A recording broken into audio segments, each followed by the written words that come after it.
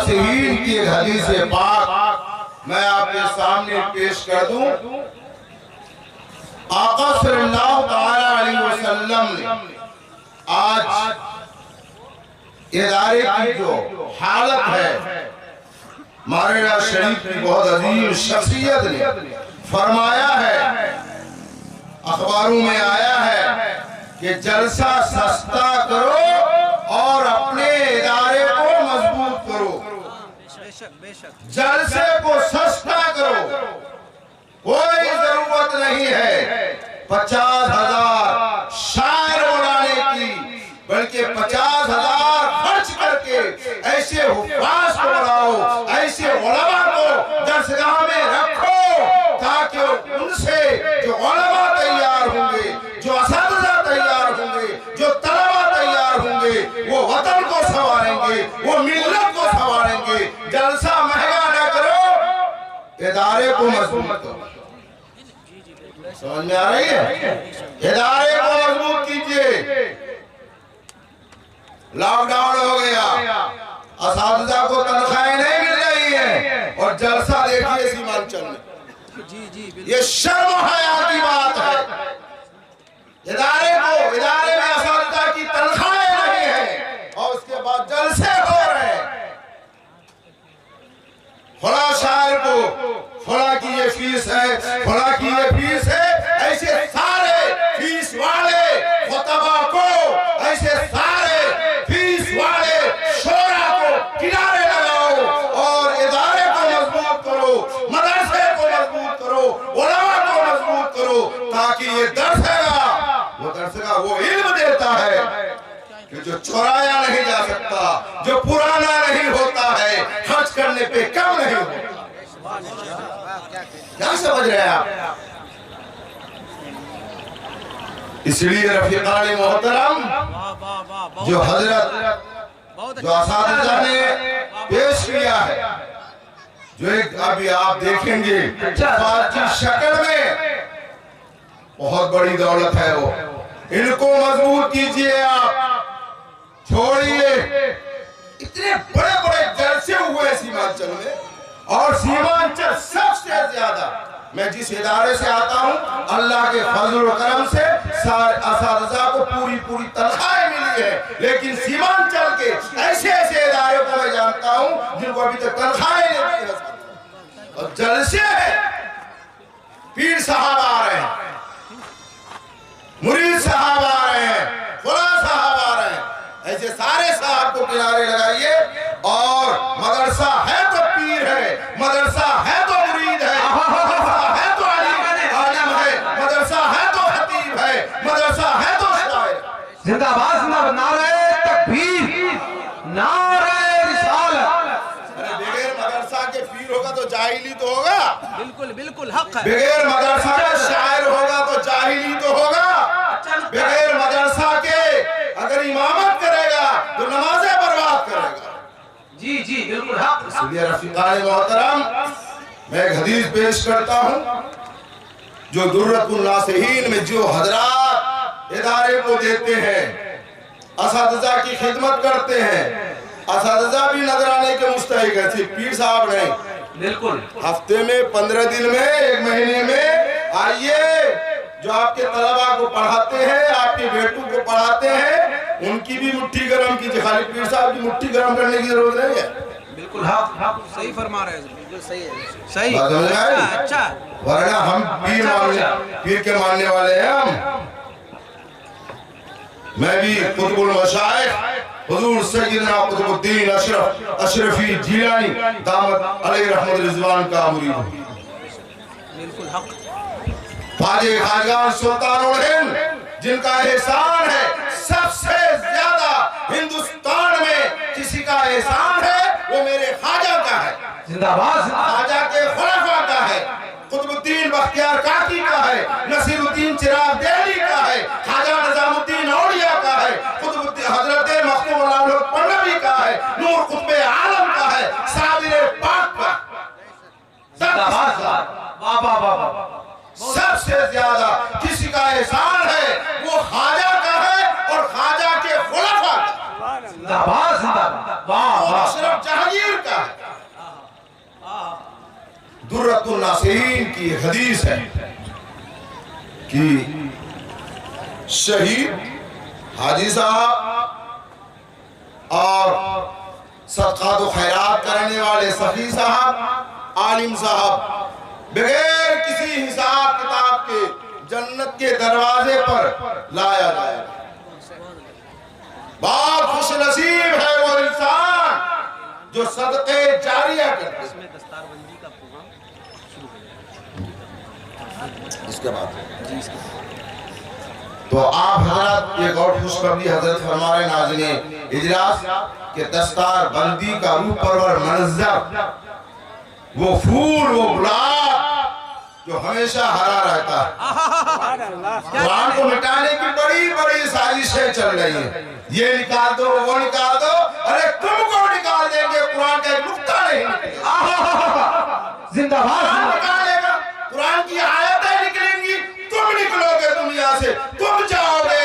कुरान अल्लाह का कलाम है, कोई दुनिया की कोई ताकत उसे बदल नहीं सकती। जिंदाबाद जिंदाबाद, नारे तकबीर, नारे रिसालत। उसी कुरान को सीने में महफूज जिन हजरात ने किया है आपकी मदद से, आपके ताउन से, वो हजरात आपके सामने पेश होंगे। उन्हें दाद दीजिए, उनके बाप को, उनके भाइयों को, उनके खानदान को। मेरे आका ने फरमाया जो कुरान पाक पढ़ता है, उसके उस पर अमल करता है, उनके माँ बाप को क़यामत के दिन ऐसा ताज पहनाया जाएगा जिसकी रोशनी सूरज से भी अच्छी होगी। बात समझ में आ रही? बहुत अच्छे जिंदाबाद। शहीद, आलिम, हाजी और सखावत करने वाले, दादो दहेज देने वाले, मस्जिदों में खर्च करने वाले, मदरसों में खर्च करने वाले कुछ हजरात, 4 हजरात वो जन्नत के दरवाजे पे लाए जाए बगैर किसी हिसाब किताब। अब उसमें से हर एक आदमी ये चाहेगा, शहीद बोलेगा सबसे पहले मैं जन्नत में जाऊंगा। हाजी साहब कहेंगे सबसे पहले जन्नत में मैं जाऊंगा। मौलाना साहब कहेंगे जन्नत में सबसे पहले मैं जाऊंगा। अल्लाह की तरफ से एक फरिश्ता आएगा इन लोगों के दरमियान फैसला करने के लिए। शहीद से कहा जाएगा ये सबसे पहले जाने का मन बना रहे, क्यों? ये शहादत का दर्जा, शहादत का सवाब तुमको किसने बताया? ये जो शहादत तुमने पेश की, ये जो कुर्बानी तुमने पेश की, अपनी जान को लुटाया, ये किसने बताया? का आलिम से सुना था ना। आलिम तुम्हारे वस्ताद हो गए, उनके शागिर्द। आलिम से पहले, वस्ताद से पहले शागिर्द चला जाएगा। चलो पीछे हटो। वाह वाह वाह वाह वाह वाह, बहुत उसके अच्छे। बाद जिंदाबाद जिंदाबाद।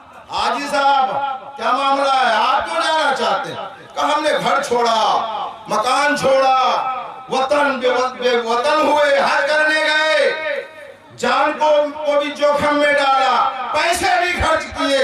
हाजी साहब से पूछा जाएगा ये तो बता इसकी फजीलत किसने बताई थी, इसका मकाम किसने बताया था, इसका मर्तबा किसने बताया था?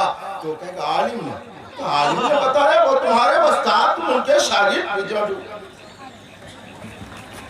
अच्छा, उसके बाद ये दौलत खर्च करने वाले, सदका और खैरात करने वाले मुबारकबाद है जो मदरसा गौसिया, अमानतुल हकीम और इस तरह के मदरसों में अपना दादो दहिश करते हैं, पैसे खर्च करते हैं। रफ़ीक़ान मोहतरम मुबारकबाद है वो हजरात, ये सदक़े जारिया है। कहा अच्छा ये जो माल आपने खर्चा किया इसकी फजीलत किसने बताया? कहा आलिम ने। बोले आलिम उस्ताद हो गए, तुम हो गए शागिर्द, पीछे हटो। फरिश्ता कहेगा अब आलिम सबसे पहले। अब मचल जाइए, थोड़ी देर पाक पढ़िए। अल्लाहुम्मा सल्ली अला सय्यिदना मौलाना मुहम्मदिन व आलिहि वसल्लम सलातु व सलामन अलैका या रसूलल्लाह सल्लल्लाहु अलैहि वसल्लम। हज़रात मोहतरम, असातिज़ा का अदब व एहतराम कीजिए, आलिमों का अदब व एहतराम कीजिए। हज़रत कारी उस्ताद हुफ़ाज़ वल इसी में मैं आपको बता दूं, ये कोई जुबानी जमा खर्च नहीं है, ना तो हजरत अल्लामा हाफिज शकील साहब को देखकर कैसा नहीं है। आपके के मैं मदरसा अशरफिया इजहार उलूम विराटनगर मोरंग नेपाल का खादी में दरसो इफ्ता हूँ। वहां मैं पढ़ाता हूँ।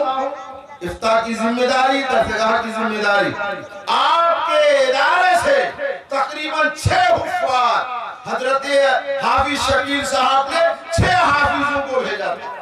उन 6 हाफिजों ने आपके इदारे को बदनाम नहीं किया है। इस स्टेज पर पूरी जिम्मेदारी से लानतुल्लाह अलल काज़िबीन, झूठों पर खुदा की लानत होती है। आपको खुश करने के लिए नहीं, हाफिज साहब को खुश करने के लिए नहीं, बल्कि जो मंजर पेश किया आपके इदारे के तलबा ने, तो कहता कहाँ वो मदरसा है, आपने कहाँ पढ़ा।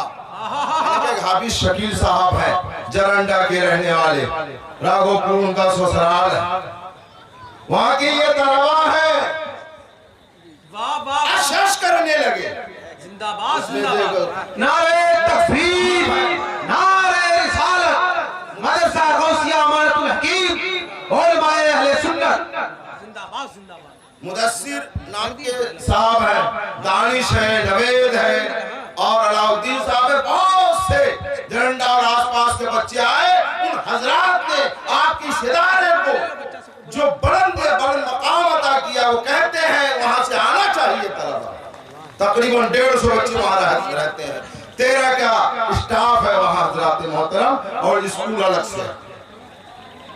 पढ़ाई इन झोपड़ियों में, गोलियों में बैठने वाला अपने वक्त का ताजदार होता है। क्या समझ? वाह वाह। तो वो आलिम अब फैसला होगा कि जाओ, आप जाओ। वो कहेगा मैं नहीं जाऊंगा। ये इदारा, वो जो फैसला हो जाएगा, अब आलिम साहब उस्ताद ठहरे, पहले उस्ताद जाएंगे। वो कहेंगे अब मैं नहीं जाऊंगा, सबसे पहले मैं तो उनको लेके साथ जाऊंगा जिनकी वजह से मदरसा बना, जिनकी वजह से बिल्डिंग बनी, जिनकी वजह से मैं तालीम हासिल किया। अगर देने वाले न देते तो मदरसा नहीं बनता, दरसगाह नहीं बनती, असातिज़ा की तनख्वाहें नहीं होती। उन सखियों को मैं साथ लेके जाऊंगा। जिंदाबाद जिंदाबाद। नसीब है आप। क्या कहने, जिंदाबाद जिंदाबाद। इदारे की मदद कीजिए, असातिज़ा की मदद कीजिए, आलिमों की ताज़ीम और तौक़ीर कीजिए। रफ़ीक़ान मोहतरम, मैंने ये 25 किलो का बस्ता हो या 50 किलो का बस्ता, ये सारा बस्ता बाद में ला दिएगा। सबसे पहले अपने बच्चों को, अपने शहजादों को, अपने लाल को कुरान सिखाओ, कुरान, हदीस सिखाओ, हदीस। हजरत के सरकार फारूक आजम रज़ियल्लाहु ताला अन्हु की बारगाह में एक आदमी अपने बेटे को लेकर के आया और कहा मेरा बेटा नाफरमान है, मेरी बात नहीं मानता। है ना, बेटा नाफरमान होगा, इसका जिम्मेदार बाप है। बेटा नाफरमान है, इसका जिम्मेदार माँ है। बेटा नाफरमान है, इसका जिम्मेदार दादा है, समाज है, मुआशरा है, सोसाइटी। तो रफ़ीक़ान मोहतरम, हज़रत सरकार फारूक आज़म रज़ियल्लाहु ताला अन्हु की बारगाह में एक आदमी आया अपने बेटे को लेकर, शिकायत पेश की और कहा मेरा बेटा नाफरमान। तो हज़रत सरकार फारूक आज़म कुछ कहना ही चाह रहे थे, तो लड़का खड़ा हो गया और कहा हुजूर मुझे भी कुछ अर्ज करने की जो है इजाजत है। बाप शिकायत करने के लिए गया। जी हक है। शिवला साहब भी हमारे जिंदाबाद जिंदाबाद। ससुर जी, ससुर का कोई कसूर नहीं होता, सारा कसूर दामाद का। जी बिल्कुल बिल्कुल। दरूद पाक पढ़िए, अल्लाहुम्मा सल्ली अला सय्यिदिना मौलाना मुहम्मद बारिक वसल्लम, सलातु व सलाम अलैका या रसूलल्लाह सल्लल्लाहु अलैहि वसल्लम। तो सरकार फारूक आज़म रज़ियल्लाहु ताला अन्हु की बारगाह में आ गए। कहा ये तो लड़का खड़ा हुआ तो कुछ मुझको भी कहने की इजाजत है, कहो बेटा। बोले मेरे बाप ने मेरी शिकायत, ठीक है, लेकिन ये तो बताइए बेटी की खाली जिम्मेदारी है, अजमत वालिदैन और अजमत लड़का कौन बताएगा, अजमत औलाद कौन बताएगा। काम ये बाप पर बेटी की क्या जिम्मेदारी है। तो सरकार फारूक आज़म ने फरमाया तीन जिम्मेदारी। बाद में बेटे से खिदमत लेना, पहले बेटे की खिदमत कीजिए आप। पहले बेटे पर खर्चा कीजिए। 25 किलो का बस्ता लेकर के भेज दिया आपने स्कूल, कब पढ़ेगा? पहले ये तो अपनी चीजें सिखा लेंगे तब। और उसके बाद जब हजरत पहुंचे निकाह पढ़ाने के, ला इलाहा इल्लल्लाह कहता, ना इलाहा इल्लल्लाह, कलमा नहीं पढ़ पाता है। 25 और इतना जो है वो दर्जन भर डिग्री लेके आया, लिखा पढ़ा है, लिखल पढ़ा हुआ लिख लेता, लिखा हुआ पढ़ लेता, इतना काबिल है, और कलमा याद नहीं। मोहतरम हज़रात, एक ऐलान आप सुन लीजिए कि हजरत की तकरीर के बाद रस्म दस्तारबंदी का जो सिलसिला है वो शुरू हो जाएगा। लिहाजा आप तमामी हजरात से वाले आना गुजारिश है, जो इधर उधर टहल रहे हो, मैं उनसे गुजारिश करूंगा कि आप अपने तमाम कामों को बालाएताक रखकर जल्द से सीरत मुस्तफा में तशरीफ लाकर सवाब दारैन हासिल करें। रस्म दस्तारबंदी हजरत की तकरीर के बाद, हजरत की तकरीर के फौरन बाद शुरू हो जाएगा। आप तमामी हजरात जल्द से में तशरीफ लाइए। जी, ये किबला साहब हमारे वहां भी बैठे हुए, आले रसूल सैयद है माशाल्लाह, तो वो एहतराम कीजिए। तो रफीकान मोहतरम, वो बेटा कहता है कि क्या जिम्मेदारी है, तो कहा एक जिम्मेदारी तो ये है, ये पहली जिम्मेदारी क्या मालूम है? अभी माँ आई नहीं है दुनिया में, अभी शादी हुई नहीं, बेटा पैदा नहीं हुआ है, औलाद की जिम्मेदारी शुरू हो गई। अभी बच्चा दुनिया में आया नहीं है, जिम्मेदारी शुरू हो गई।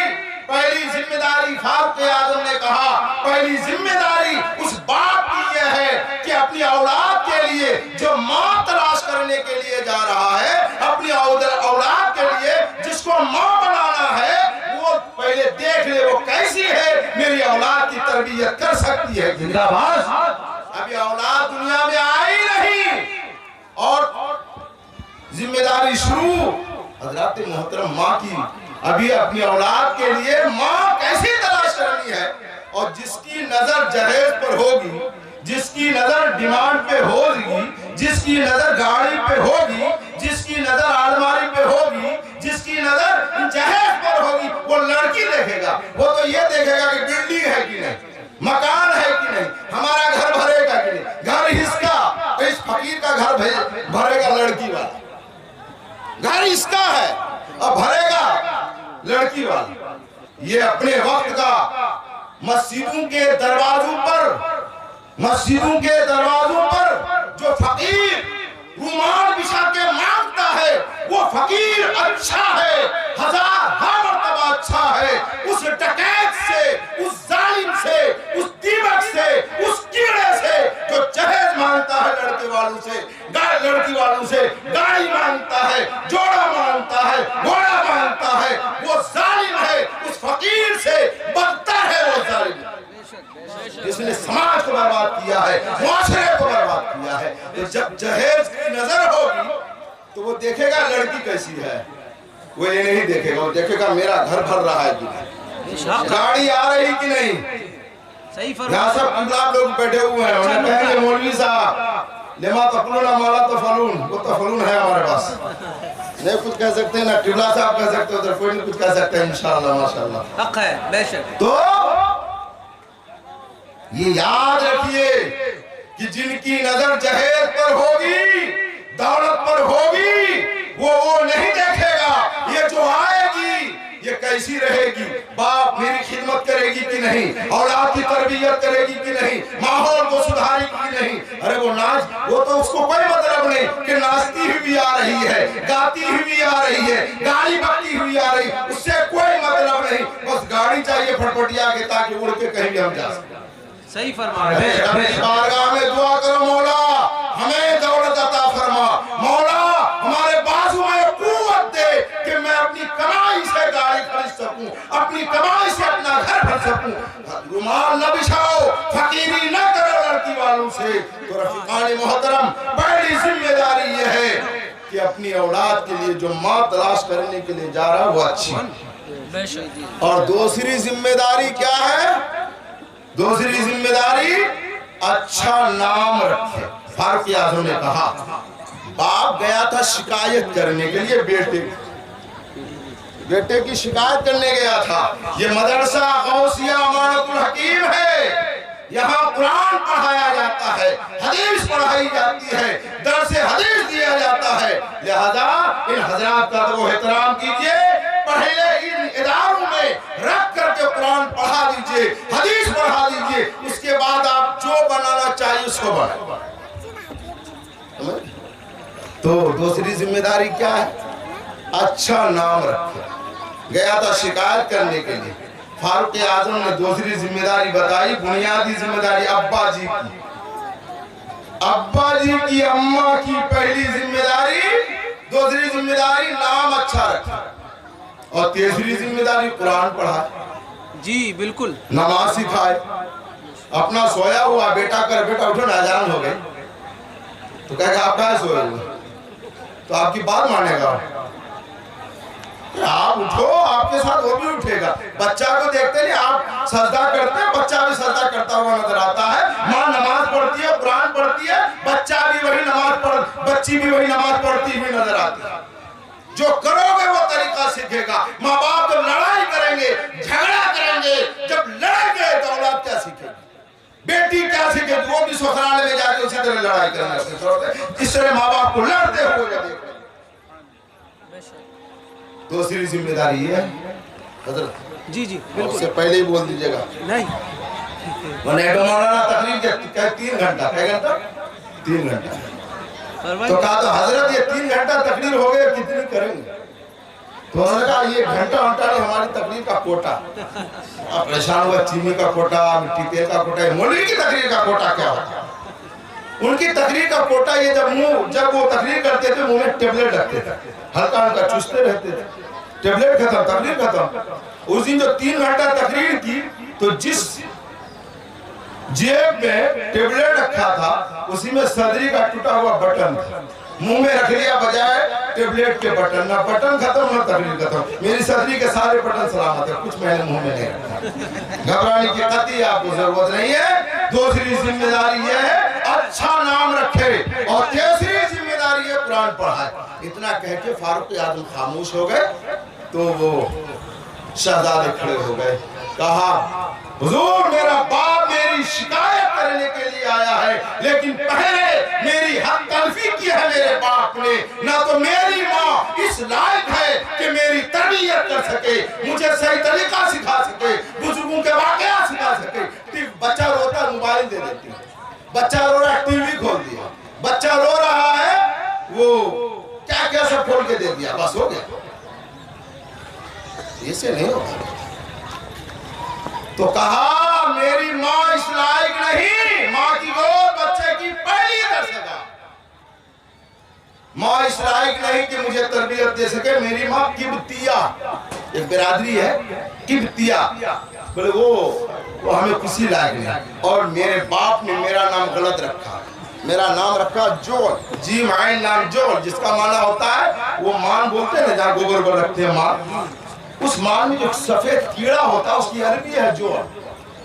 तो मेरे बाप ने, बच्चा बोल रहा है, मेरे बाप ने मेरा नाम जोल रखा, ना तो मेरे लिए अच्छी माँ तलाश किया, ना मेरा सही नाम रखा, और मुझे कुरान की तालीम भी नहीं दी, शरीयत की तालीम भी नहीं दी, हुजूर की तालीम भी नहीं दी। मैं कैसे अपने बाप की खिदमत करूं? मैं कहा, मैंने तो कहीं सीखा ही नहीं।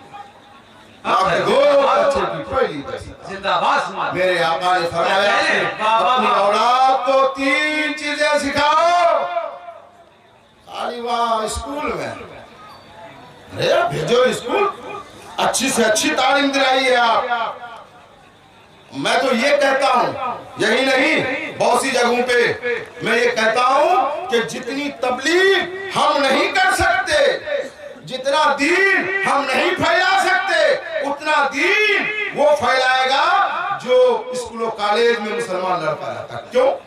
हम लोग आपके बीच में तकरीर कर रहे हैं, आप सब मुसलमान हैं माशाल्लाह। वो लड़का अगर दीनी तालीम पाएगा, कुरान सीखा हुआ होगा, हुजूर की तालीम उनके पास होगी, और वो गैर मुस्लिम के बीच में होगा, कुरान को पेश करेगा, हुजूर की तालीम को पेश करेगा, कुरान का नजरिया पेश करेगा, हुजूर का उसूल पेश करेगा, हमसे अच्छी तबलीग कर सकता है। वो स्कूल बीच में तालीम हासिल कर रहा है, लेकिन जब आप बचपन में सिखाए होंगे तब। आपने नाम सुना होगा शेखुल मशाइख हम शबीहे गौसे आजम हुजूर अली हुसैन अशरफी मियां रहमतुल्लाह ताला अलैह के मुरीद हजरत कुतुबुद्दीन बरहमचारी मेरठ के रहने वाले थे। बेशक है। उनके पास एक बोरा, बोरी नहीं बोरा, एक बोरा क्या था मालूम है? आर्या समाज वालों की छुट्टी होती है, एरिया छुट्टी होती है। हजरत कुतुबुद्दीन बरहमचारी जितना कुरान जानते थे, हदीस जानते थे, शरीयत जानते थे, उससे कहीं ज्यादा संस्कृत पे महारत थी। तो उन्होंने क्या किया? कुतुबुद्दीन बरहमचारी मेरठ के रहने वाले थे सरकार। हुजूर अशरफी मियां अलैहि रहमतुल रिजवान के क्या थे? मुरीद थे। जो आप अंजाम अशरफिया मुबारक जानते हैं, हाफिज मिल्लत अली रहमत, वो हुजूर अशरफी मियां के मुरीद व खलीफा। वो एक बोरा चूटी, उन लोगों को सर में चूटी जब मुसलमान बनाते थे वो चूटियां बोरी में रखते थे, और इतनी चूटियां इकट्ठी हो गई, इतनी हो गई कि बोरा पूरा बोरा भर गया। और ये कहा कि मेरे पास कोई अमल नहीं है, लेकिन हमने बुतों के सामने झुके हुए सर को अल्लाह की बारगाह में झुका दिया है। और ऐ लोगों, जब मैं मरूं तो ये बोरा मेरे कब्र में डाल देना। जब फरिश्ता कहेगा कि तुम क्या लाए हो, तो मैं कहूंगा मैं लाया तो कुछ नहीं हूं, लेकिन अल्लाह अल्लाह कहने वाला मैंने बनाया है, अल्लाह रसूल कहने वाला मैंने बनाया है, कुरान पढ़ने वाला मैंने बनाया है। अल्लाह की बारगाह में सैकड़ों माबूदों के सामने झुकने वाला सर खुदा की बारगाह में झुकाया है। बस यही मैं ले आया है। कब्र में डाला। नारे तकबीर, नारे रिसालत, जलसे दस्तारबंदी, जलसे दस्तारबंदी, मदरसा गौसिया उमरतुल हकीम, नारे तकबीर, नारे रिसालत। अरे मोहतरम, अपनी औलाद को 3 चीजें सिखाओ। कुरान, पहली चीज क्या सिखाओ? रसूल से मोहब्बत, रसूल से मोहब्बत। और दूसरी चीज आले रसूल से मोहब्बत, सैयदों से मोहब्बत। तेरी नस्ल पाक में है, बच्चा बच्चा नूर का, तू है आईने नूर, तेरा सब घराना नूर। जिंदाबाद जिंदाबाद। सैयदों की बारगाह में बाअदब रहने की जरूरत है। यही है मसला के आला हजरत कि सैयदों का अदब और एहतराम करो। आला हजरत फाजिल बरेलवी ने जो अदब और एहतराम करके दिखाया है, इसकी मिसाल दुनिया में नहीं नजर आती है। हजरत मोहतरम, इसलिए मेरे आका ने फरमाया अपनी औलाद को 3 चीजें सिखाओ, रसूल से मोहब्बत, आले रसूल से मोहब्बत और कुरान पाक की तालीम। जी बिल्कुल सही। तो माँ, ये तालीम ये बहुत जरूरी है। माँ की गोद बच्चे की पहली दरसगाह है। तो रफीकान मोहतरम, वो माँ तलाश की जाए, वो समाज तलाश किया जाए, वो मुआशरा तलाश किया जाए कि जिस मुआशरे में जो बच्चा परवान चढ़े वो गौसे आजम का गुलाम नजर आए, ख्वाजा गरीब नवाज का गुलाम नजर आए, मखदूम सिमरा का गुलाम नजर आए, बुजुर्गों का गुलाम नजर आए। ऐसा मुआशरा तैयार करो, ऐसा समाज तैयार करो, ऐसी सोसाइटी तैयार करो, और इस तरह का माहौल दो। माँ बाप लड़ाई झगड़ा करेंगे तो बच्चा क्या सीखे, बेटी क्या सीखे? यही माँ सीखे। तो 3 चीजें हैं ना। और आज एक तरफा नहीं हजरत कि सिर्फ लड़का वाला बदमाशी करता, लड़की वाले भी बहुत बदमाशी करते हैं। अच्छा खासा लड़का है, लेकिन उसको बिजली चाहिए, नौकरी वाला चाहिए। हमने एक वाकया पढ़ा है, फारूक आजम के लड़के से भी ज्यादा किसी का लड़का पढ़ा लिखा होगा क्या? सही। गौसे आजम के, हजरत फारूक आजम के एक शहजादे थे, हमने वाकया पढ़ा, शहजादे थे उनके। जब बादशाह थे वो तो गश्त किया करते थे। तो एक रोज आवाज आई एक घर से, रात को चक्कर लगा रहे थे, तो माँ कह रही बेटी से कि बेटी जल्दी करो, कहीं ऐसा ना हो उजाला हो जाए, जल्दी करो बेटी, दूध में पानी डाल। दूध में पानी डाल दो। तो उनकी बेटी ने कहा, और फारूक आजम गुजर रहे थे, और जब ये उसकी माँ ने आवाज लगाई और कहा बेटी जल्दी करो कहीं उजाला ना हो जाए, कहीं कोई देख न ले, दूध में पानी डालो। फारूक आजम फौरन खड़े हो गए। बेटी ने जवाब दिया, कहा माँ आपने सुना नहीं था कि अमीरुल मोमिनीन सरकार फारूक आजम रज़ियल्लाहु ताला अन्हु ने जो दूध में पानी डालने से मना किया था। तो कहा वो कहा इस वक्त देखने आ रहे हैं, रात तो अंधेरा है, दुनिया सो रही है। बेटी ने पलट के जवाब दिया, ठीक है अमीरुल मोमिनीन, लेकिन ये अमीरुल मोमिनीन की कैसी ताकत है, कैसी फरमाबरदारी है, उनके सामने उनकी फरमाबरदारी करें और उनके पीठ पीछे उनके खिलाफ करें, ये नहीं हो सकता। ठीक है फारूक आजम नहीं देख रहे हैं, लेकिन फारूक आजम का खुदा तो देख रहा है, हमारा खुदा तो देख रहा है, अल्लाह तो देख रहा है। मैं नहीं डाल सकती दूध में पानी। ये आवाज सुन लिया जो गुलाम फारूक आजम के सामने से गुजर रहे, जो साथ में था, कहा इस घर पे निशान, इस घर पे निशान डाल दो। लड़की वाला सच्चा लड़का है, मेहनती लड़का है, दौलत में कम है, लेकिन वो थोड़ी पढ़ी लिखी है, तो अब वो लड़का चाहिए। बिल्कुल लड़का वो चाहिए जो उनकी खिदमत कर सके, लड़का वो चाहिए जो उनका ख्याल कर सके, लड़का वो चाहिए जो इज्जत के साथ रखे, न कि मोटरसाइकिल में बैठाकर चुस्त कपड़े पहनाकर बेपर्दा मार्केट में घुमाए। उनकी इज्जत का ऐसा लड़का नीलाम करता है, इज्जत नहीं करता, वो कैसा लड़का?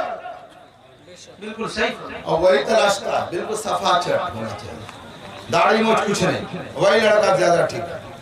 वही लड़का मौलवी से ज्यादा कोई बीवी का हक अदा नहीं कर सकता, जो मेरा तरीका। जी जी बिल्कुल सही फरमा रहे हैं जी। आप ये अंदाजा कीजिए, तो का निशान डाल दो, और सुबह हो गई, चले गए, अपने बेटे को इकट्ठा किया और कहा कि मेरा वो बेटा जो भी जिसने शादी नहीं की, हजरत आसिफ शादी नहीं किया, उनका रिश्ता फलां लड़की से कर देना चाहते हैं।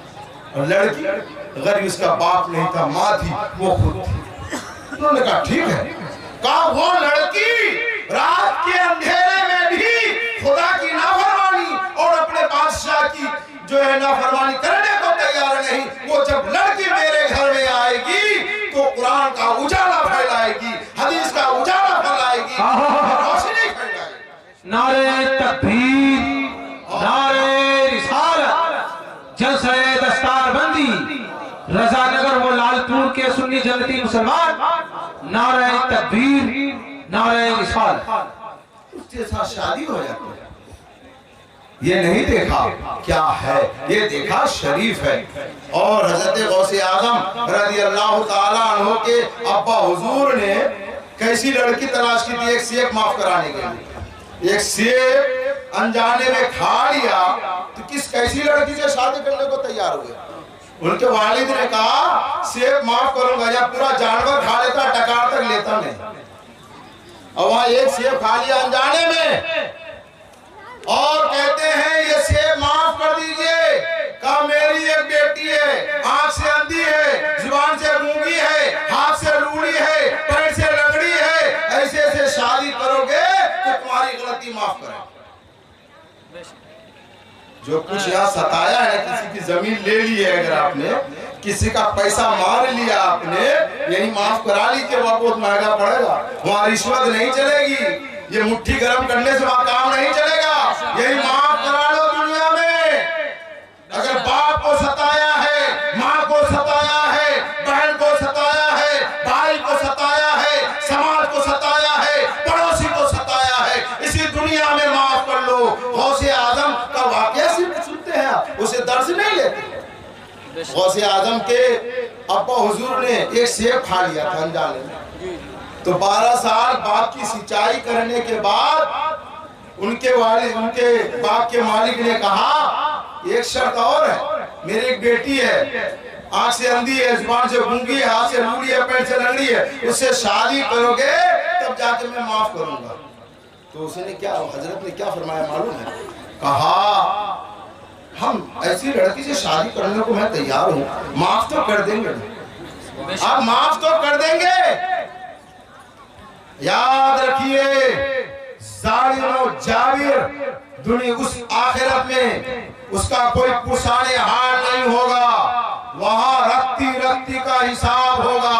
हदीस में आया है कि अगर सींग वाले जानवर ने बेसींग वाले जानवर को मार दिया है तो वहां वो बेसींग वाला जानवर अल्लाह की बारगाह में अर्ज करेगा, मौला ये इसके मेरे पास सींग नहीं था, इसके पास सींग था, इसने मुझको दुनिया में सताया था, सींग से मारा था, मौला मैं सींग से महफूज, मेरे पास सींग नहीं था।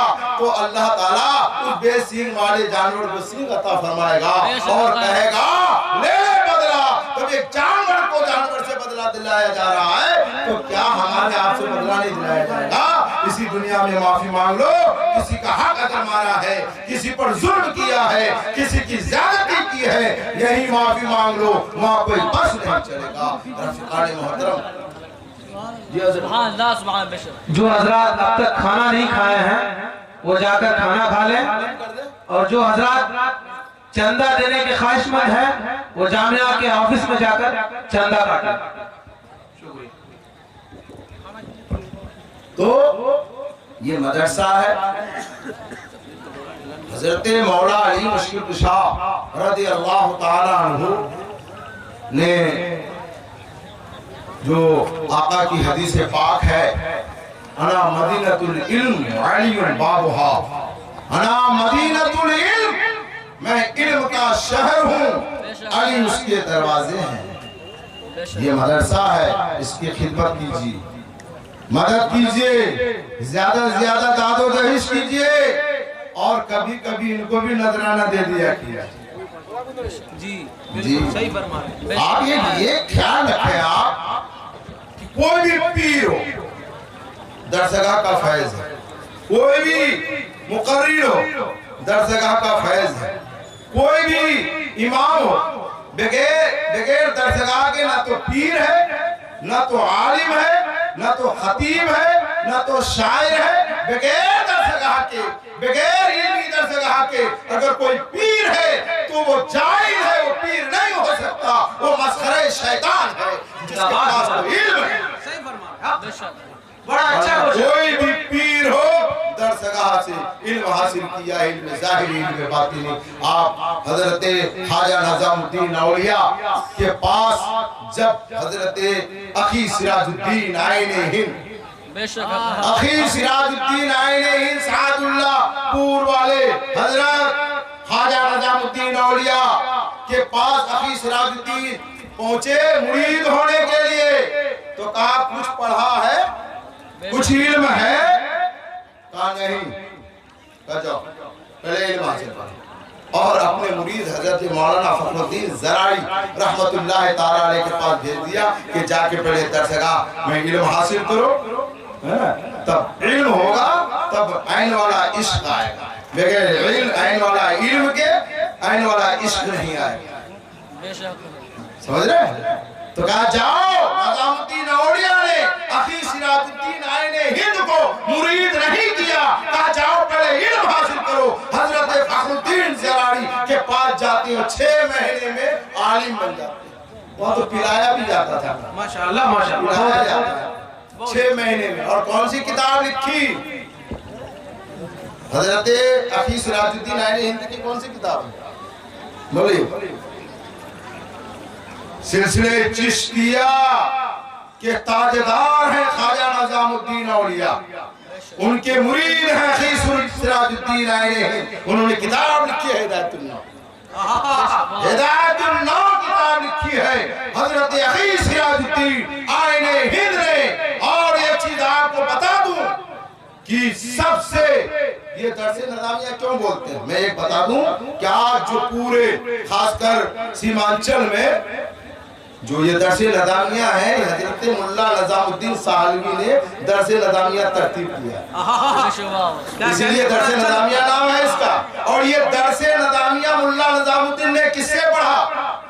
हुजूर मखदूम पाक के शहजादे रूहानी शहजादे हजरत मखदूमुल आफाक शाह अब्दुल रज़्ज़ाक़ नूरुल ऐन के शहजादे हैं शाह अहमद, जिनका आस्थाना जाइस में है, जिनकी औलाद में हजरत कलीम अशरफ जायसी है, अशरफ जायसी है, सलमान अशरफ जायसी है। उसी में एक हजरत थे मुल्ला कुली अशरफ, वो लखनऊ के स्टेशन में कुली का काम करते, वाह वाह वाह वाह वाह वाह, पढ़ाते थे। जिंदाबाद। किसको पढ़ाया? मुल्ला निजामुद्दीन सहालवी को इतना पढ़ाया, कुली का काम करते थे लखनऊ स्टेशन में और पढ़ाते भी थे, और ऐसा पढ़ाया कि उनको दरसे रज़ाविया का बाणी बना दिया। जिंदाबाद जिंदाबाद, नारे तकबीर, नारे रिसालत, हजरत मुफ्ती महबूब साहब की गुलाम इस्माइल, नारे तकबीर, नारे।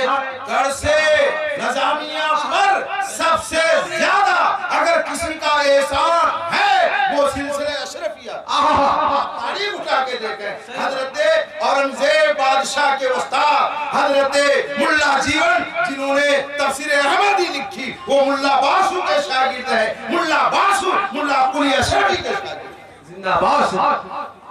हज़रात मोहतरमीन बुजुर्गों ने इल्म फैलाया, बगैर इल्म के पीर नहीं, बगैर इल्म के इमाम नहीं, बगैर इल्म के शायर नहीं। वरना आज का शायर, आज का खतीब, आज का मुक़र्रिर बाजार उलबो लहजे में ऐसे उठा दो वैसे उठा दो, जम गई तकरीर।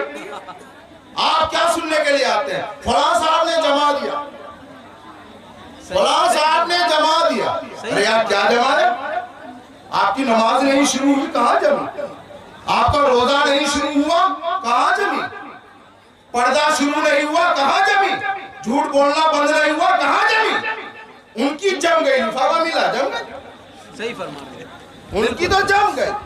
सही फरमा। और आप सुनने आते फलां साहब ने जबरदस्त हिला दिया कुर्सी, उससे क्या होता है यार? उससे कुछ नहीं होता, उससे कुछ नहीं होता है। कौन कितना क्या करता है ये देखो, उनके अमल में कितना है, और ये देखो कि वो कर क्या रहा है, और ये देखो कि हमें मिल क्या रहा है। इसलिए सब बंद कीजिए। हजरत मानड़ा शरीफ के नजीब हैदर साहब की दामद बरकातुहुल कुद्सिया ने कहा है कि जलसा सस्ता करो, मदरसे को मजबूत करो। जलसा सस्ता कीजिए, महंगा मत कीजिए। आपके मस्जिद के इमाम सारी बातें बता देंगे, जो एक मौलवी 1 घंटे, वो जो जुमा की तकरीर होती है, मैं आपको बता दूं, जुमा में जो तकरीर होती है ना, 2 घंटे में मुकर्रिर उतनी बात नहीं बता पाता जो जुमा के दिन एक वो जो तकरीर होती है 10 मिनट में जितना वो इमाम जुमा में बता देता है 2 घंटे में वो नहीं बता पाता। वो तो कहता है एक मरतबा दरूद पढ़िए, एक मरतबा जोर से पढ़िए, एक मरतबा हिल के पढ़िए, एक मरतबा कूद के पढ़िए। सही फरमा रहे हैं, सही बोल रहे हैं। इमाम की कदर कीजिए, आलिम की कदर कीजिए, दरसगाह की कदर कीजिए। ये दरसगाह है मदरसा गौसिया अमानतुल हकीम। ऐसे लोगों को खाली पीर का हाथ चूमेगा, आलिम का हाथ कौन चूमेगा? आलिम के हाथ चूमा कीजिए, हाफिजों के हाथ चूमा कीजिए, इनकी कदर और मंजरत किया कीजिए। वो शायर जो उस इलाके का सूरज ही नहीं देखता, उन्हें सूरज देखता, सबसे पहले लास्ट वाली गाड़ी से आएगा, सबसे पहली वाली गाड़ी से चला जाएगा। वो तो खैरियत है, इसमें सारी गाड़ियां बंद तो टाइम से आ जाता है। वो सूरज नहीं देखना चाहता। हमारे तो बोलते हैं रसूलुल्लाह, उसको क्या हो जाता पता? बुजुर्गों ने जो तकरीरें की है वो दिल से की है, उनका वो देखिए। और अगर ऐसी तकरीर आपको सुनना नसीब ना हो तो इमाम गजाली की कीमिया सआदत पढ़नी, हजरत मखदूम शरफुद्दीन याहया मनेरी की मकतूबात सदी, मकतूबात तो सदी, कंजुल मानी, ऐसी किताबें पढ़ लीजिए, उर्दू में भी है, हिंदी में। अगर सही सच्चा पीर न मिले, आलिम बाअमल और सच्चा पीर न मिले तो पीर मुरीद होना फर्ज नहीं है। बिल्कुल सही, मुरीद होना फर्ज नहीं है।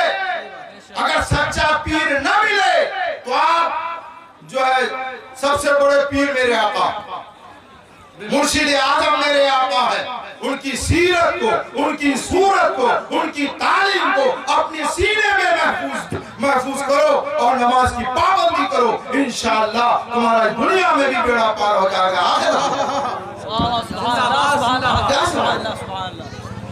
मदरसा मजबूत कीजिए और अच्छी से अच्छी तालीम, अपनी आधी रोटी खाइए, बच्चों को पढ़ाइए। आधी रोटी सिर्फ यही नहीं है, अरे भाई हमें हर आपकी बाबरी मस्जिद शहीद हो गई, उसका मुकदमा कौन लड़ा? उसका मुकदमा कौन लड़ा? राजीव धवन। आपके पास कोई ऐसा वकील नहीं था जो लड़ सका। तो मैं सिर्फ ये नहीं कहता हूं कि अपनी औलाद को मौलवी बना, मुझे ऐसा वकील भी चाहिए जो बेकसूर हमारे नौजवान मुस्लिम भाइयों को जेल में डाला जा रहा है, उनका मुकदमा लड़ने वाला वकील भी चाहिए, और हमारी बात पहुंचाने वाला पार्लियामेंट में ऐसा एमपी भी चाहिए जो कुर्सी के लिए आयतल कुर्सी का सौदा न करे, कुर्सी के लिए आयतल कुर्सी का सौदा न करे। ऐसा एमपी चाहिए, ऐसा वकील चाहिए जो बेकसूर को जेल से। तो सिर्फ जरूरी नहीं है कि मौलवी बने। अरे अगर इलाके में 2 मौलवी बन गए माशाल्लाह, वो ज्यादा माल हो गया इसलिए ज्यादा बेकदरी हो गई। और अब तो आने वाले 10 साल में ढूंढना पड़ेगा इमाम, ढूंढना पड़ेगा जो है मुक्तदी, वो मुदर्रिस। उसकी वजह से लॉकडाउन ने बहुत से आलिमों को इस दरगाह से अलग कर दिया। एक नहीं हजारों, कितने कारोबार में चले गए, और ढूंढना पड़ेगा। अभी भी मस्जिद के इमाम के लिए बहुत तगोदो जारी है। इमाम नहीं मिल रहा, मुदर्रिस नहीं मिल रहा, शेखुल हदीस नहीं मिल रहे, पीर तो बहुत नहीं जा रहे। बड़े आलिम का, मुदर्रिस का बेटा मुदर्रिस होना जरूरी नहीं, पढ़ाएगा तब तो। बाप 9वीं पढ़ा लेता है, 9 पढ़ा लेता है, बुखारी पढ़ा लेता, बेटा नहीं पढ़ा पाता, दरगाह में नहीं जा सकता। और वहां तो इम्तिहान की कोई जगह ही नहीं, सही फरमाया। वहां तो स्टेज में आखिरी में सिर्फ हजरत को दुआ के लिए पहुंचना, बस करना क्या? सही फरमाया। उनको क्या करना? अच्छा नुक्ता है, बड़ा अच्छा नुक्ता है। और ये मौलवी दरगाह में वो पढ़ा रहा तो उनका बेटा मुदर्रिस के लायक नहीं है, मुदर्रिस नहीं है। लेकिन वहां तो पीर साहब का बेटा पीर साहब है, चाहे आलिम हो या ना हो, नमाज का पाबंद हो या ना हो, उनके पास शरीयत की पाबंदी हो या ना हो, पीर का बेटा पीर। सही बात है। ऐसा नहीं होता है। ये होना सिर्फ खानकाह का होना जरूरी नहीं है, बहुत पुरानी खानकाह का सज्जादनशी है, बहुत पुरानी खानकाह का पीर साहब, उससे नहीं। ये देखो हवा में हजरत जुनैद बगदादी रहमतुल्लाह ताला अलैह से पूछा वली, तो कहा हवा में उड़ने का नाम वली नहीं है, वो चरिंद परिंदे भी उड़ते हैं, वो भी वली है क्या? नदी में तैरने का नाम वली नहीं, मछलियां भी तैरती हैं, वो भी वली है क्या? जिनके तौर तरीके में मुस्तफा की छाप है, शरीयत की छाप है, जो शरीयत जो कानून इस्लाम का पाबंद है, वो सच्चा पीर है, वो सच्चा आलिम है, वो सच्चा हाफिज है, वो सच्चा शायर है। सुभान अल्लाह, सुभान अल्लाह। कैसा शायर, कैसा मुकर्रिर। और माफ करें हमारे हजरत, झूठ बोलना और धोखा देना ना तो मौलवी के लिए जायज, ना अनाउंसर के लिए जायज, ना किसी के लिए जायज। बिल्कुल समझ रहे, किसी के लिए जायज। लिहाजा इसका बहुत जरूरत है कि हम और आप पाबंद बने, और बहुत दूर हम इसी जगह जा चुके हैं, और जिन हालात में हम जी रहे हैं हमें गौर करने की जरूरत है। कुरान पे हमले हो रहे हैं, कुरान में फला निकाल दो, ये आयतें निकाल दो, हमको ऐसे औलाद आप अच्छे स्कूल में तालीम दिलाइए, अच्छे स्कूल में, ताकि वो सही पोस्ट में पहुंचे। लेकिन उससे पहले क्या जरूरी है, ये जितने शरीयत से अलग होकर के जितने स्कूल में पढ़ते हैं, अक्सर को मैं देखता हूं कि वो शरीयत का बाबी नजर आता है। क्यों? कि मेरे आका ने फरमाया था अपनी औलाद को 3 चीजें सिखाओ, तो ना माँ ने सिखाया ना बाप ने सिखाया, बगैर सिखाए भेज दिया स्कूल में, वो शरीयत का बागी होता नजर आता है, बाप का बागी होता हुआ नजर आता है, कानून इस्लाम का बागी होता हुआ नजर आता है। कहता है तलाक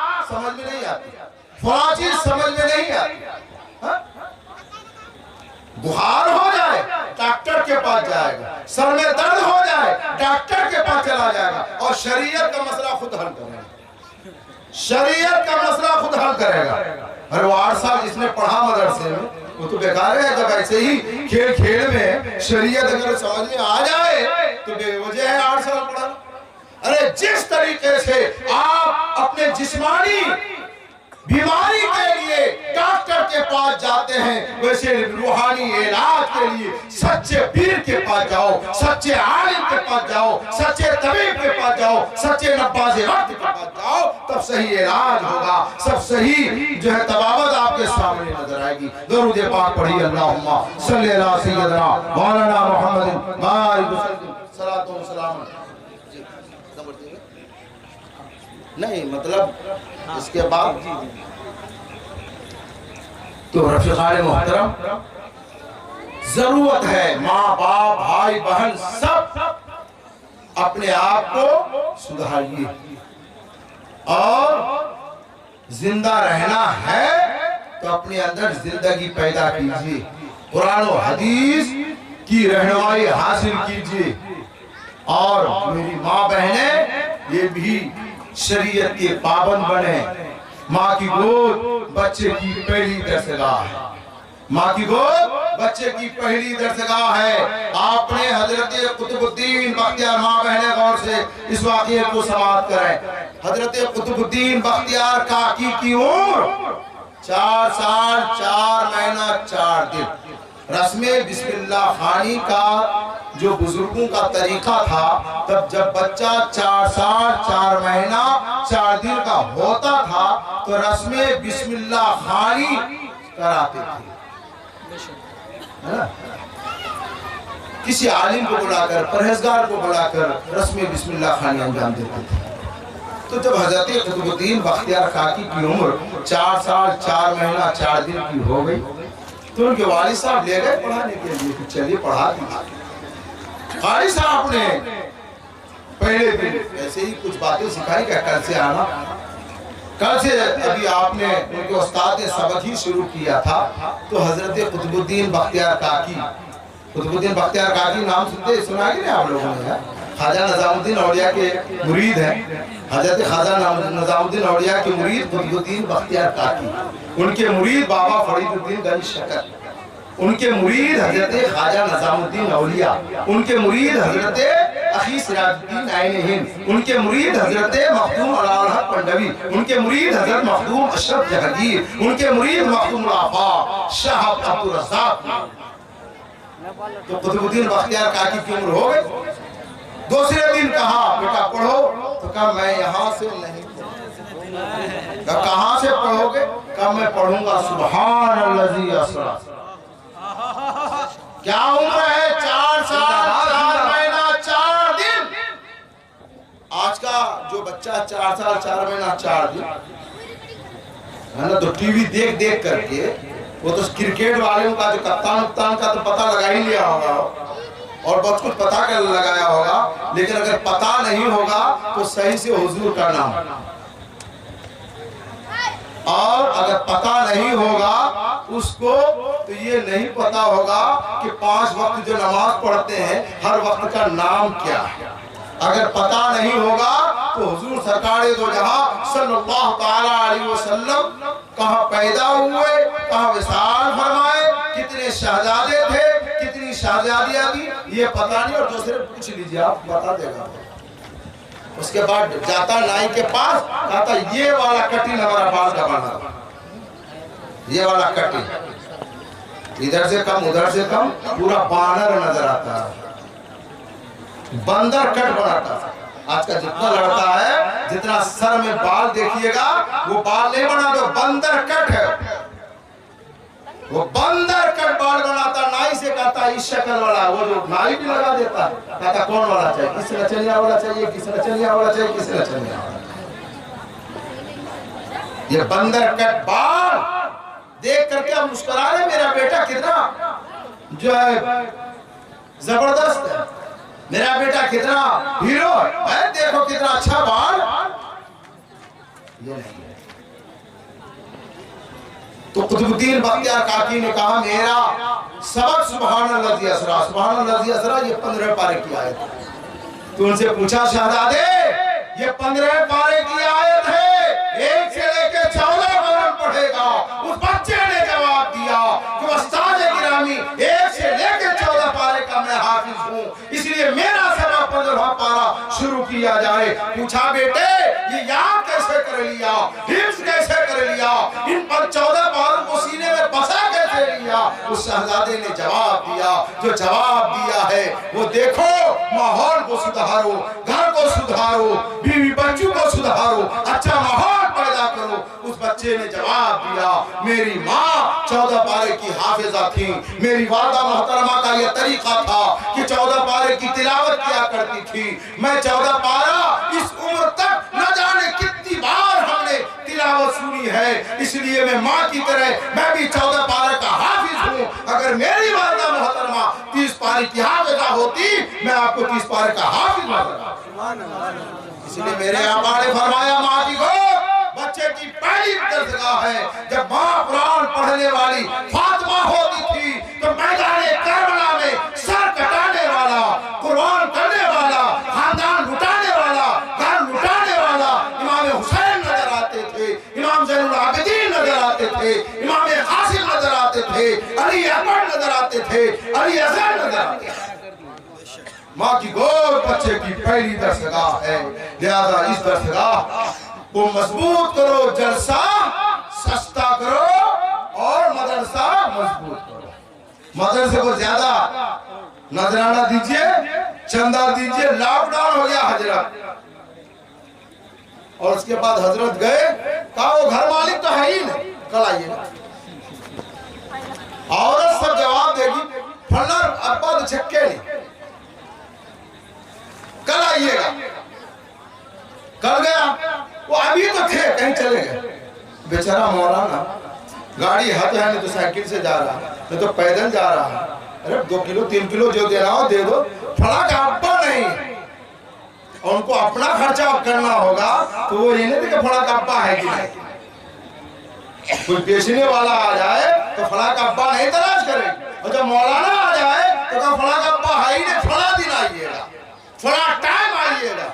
मौलाना के पास इतना टाइम और कोई काम नहीं है, फला टाइम आप ही के घर में आएगा।